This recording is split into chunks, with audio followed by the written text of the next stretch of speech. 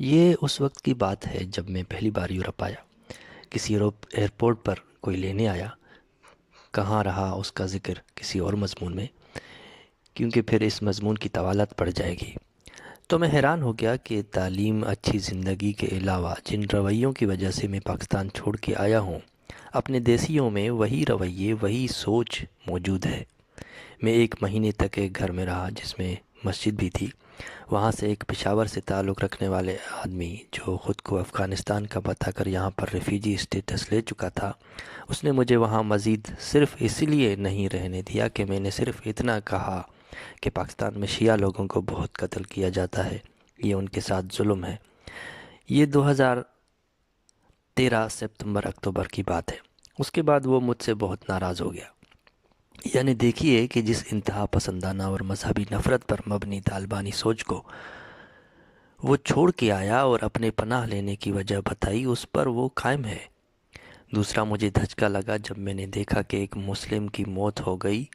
وہاں کی حکومت نے مفت میں مسلمانوں کے قبرستان کے لیے جگہ دے رکھی تھی، اور وہاں جب ہم جنازے کے بعد کی کارروائی دیکھنے گئے تو دیکھا کہ ایک وزیر قبر میں اتر کر خود اپنے ہاتھ سے کھود رہا ہے اور مٹی باہر نکال رہا ہے۔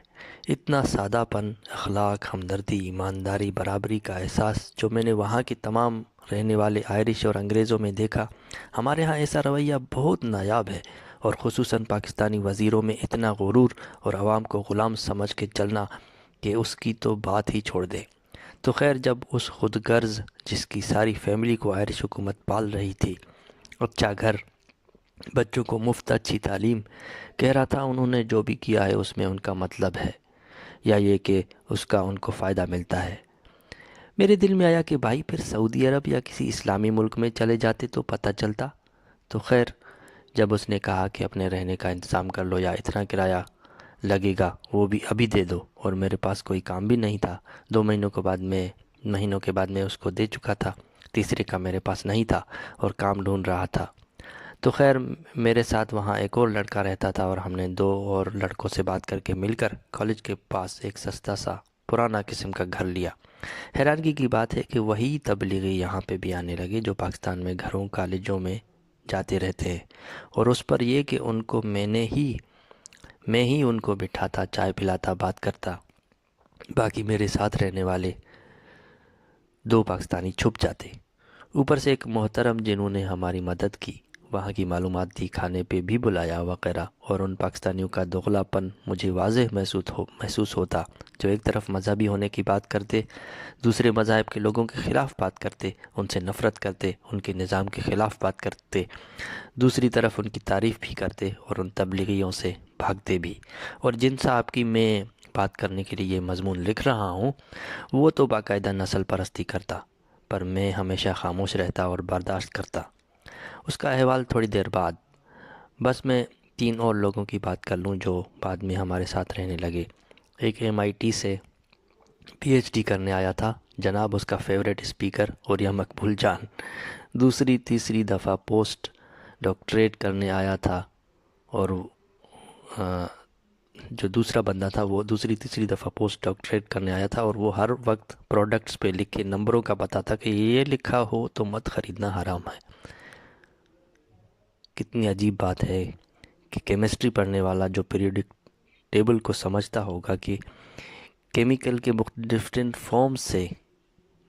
بس وہ کیمیکل کا ہی کھیل ہوتا ہے کہ کس میں کتنے اجزاء ہیں، کس میں کتنے ہیں۔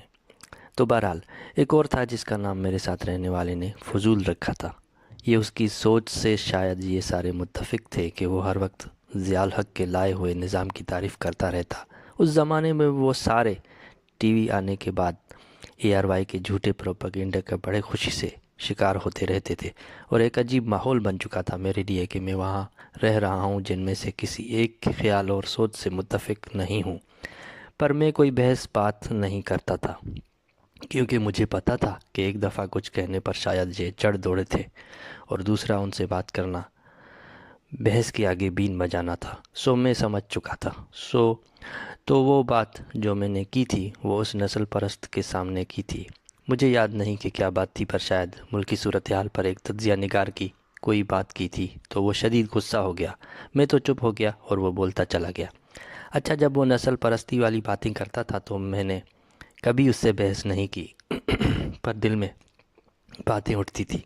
اب میں ان سب لوگوں کے بالکل خلاف یا ان سے ہرگز نفرت نہیں کرتا جو انڈیا سے آئے، پر یہ بات کہ وہی تعلیم یافتہ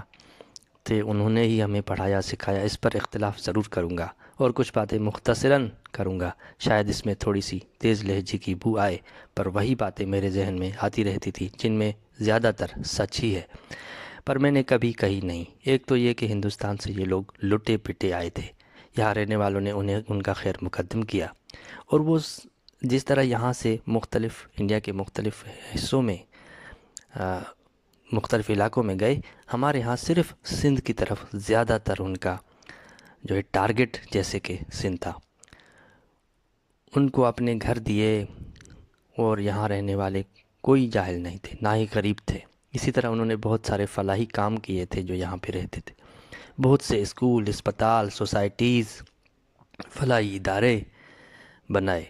ان سندھی ہندوؤں کو تو ہزاروں کی تعداد میں مسلمانوں کی نفرت اور ظلم کی وجہ سے اپنا دیش چھوڑ کے جانا پڑا، پر جو مسلم سندھی تھے، میں ان کے بارے میں بھی یہی کہہ رہا ہوں کہ بہت خوشحال تھے، زمینوں مویشیوں کے مالک تھے۔ ایسی بری حالت نہیں تھی جو کہ بعد میں ہوئی اور جو کہ اب بدتر ہو چکی ہے، جب لاکھوں ایکڑ زمین انڈیا سے آئے ہوں بالادست صوبے پنجاب سے تعلق رکھنے والے فوجیوں، حکومتی وزیروں کو دی گئی۔ لینڈ ریفارمز بھٹو کے دور میں ہوئے، پر وہ بھی اتنا کچھ سندھ کے لوگوں کو نہ دے سکے، بلکہ بعد میں تو ملک کو 70% ریسورسز دینے والے صوبے کے لوگوں کو بنیادی ضرورتوں سے بھی محروم رہنا پڑا۔ یہ تو خیر تاریخ ہے، اس میں جانے کی ضرورت ہے اگر کسی کی دلچسپی ہے تو کہنے کا مطلب ہے کہ ایسا بالکل نہیں تھا کہ جاہل تھے، انہوں نے آ کر سکھایا۔ میں نے تو یہاں تک سنا ہے کہ اب اس میں سچ ہے یا نہیں پر لکھے دیتا ہوں کہ مقامی لوگوں کے گھر جب وہاں سے لٹے پٹے ننگے پنگے لوگوں کو دیے گئے تو جو ٹوائلٹ بنا ہوا تھا اس کو وہ کچن سمجھ کے وہاں کھانا بنانے لگے۔ کسی کی دل آزاری ہو تو معافی، پر آپ مسلسل کسی کے خلاف ایسا نہیں کہہ سکتے کہ انہوں نے ہی جینا آپ لوگوں سے سیکھا۔ خیر، تو اس سلسلے میں یوٹیوب پر بہت سارے ویڈیوز ہیں، امر جلیل صاحب کے مائی کراچی کے نام سے بھی، اس میں آپ دیکھ سکتے ہیں کہ کتنا امیر پرامن صاف ستھرا ہوتا تھا کراچی، کتنے ڈائیورس لوگ وہاں پہ رہتے تھے، کتنی کمیونٹیز وہاں پہ رہتی تھی، کتنے مذاہب کے لوگ وہاں رہتے تھے اور بہت خوشحالی سے رہتے تھے، اور اس کے لوگ جن میں بہت سے مذاہب کے لوگ تھے۔ اس طرح اس وقت بلکہ کوئی 70-80 تک سندھی ادب بہت اعلیٰ رہا، بہت سارے اخبار نکلتے، کتابیں چھپتی، اعلیٰ اور انقلابی شاعری چھپتی،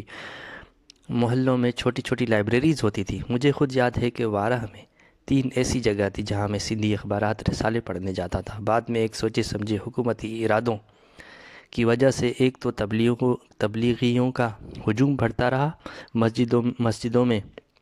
نفرتانہ، نرگسیانہ اور انتہا پسندانہ تقریروں کا سلسلہ، پھر تعلیمی اداروں میں نقل کا رجحان بڑھانا، وڈیروں کا بک جانا اور بہت کچھ کہ وہ لائبریریز نہ رہیں پر علم، پھر بھی نہ وہ لائبریریز رہیں نہ علم، پھر بھی جاری رہا جو کہ پنجاب میں مفقود تھا کہ نہ ان کا پنجابی میں اخبار تھا، پارلیمنٹ میں اردو میں بات ہوتی تھی اور بڑے بڑے پنجابی بولنے پر خود کو پینڈو محسوس کرتے ہوئے اپنی زبان بولنے سے کتراتے تھے، پر سندھی ادب، سندھی سماج، علم، شعور میں بہت اعلیٰ مقام پر تھا، اور اکثریت میں وہ نفرت بھی نہیں تھی جو دوسرے مذاہب کے لیے باقی صوبوں میں یا انڈیا سے آنے والے لوگوں میں تھی، اور شاید یہی وجہ رہی ہوگی ان کی ہم سے نفرت کی اور جاہل کہنے کی کہ ہم انسانیت، برابری اور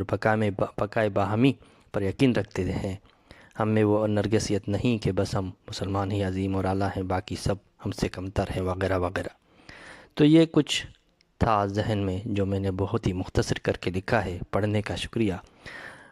سننے کا شکریہ۔ اس میں مزید بات ہوتی رہے گی، کہیں کوئی الفاظ چبھے تو معذرت، اپنی رائے سے ضرور آگاہ کریں، اور مکالمہ جاری ہے، بات ہوگی تو معاشرہ آگے بڑھے گا۔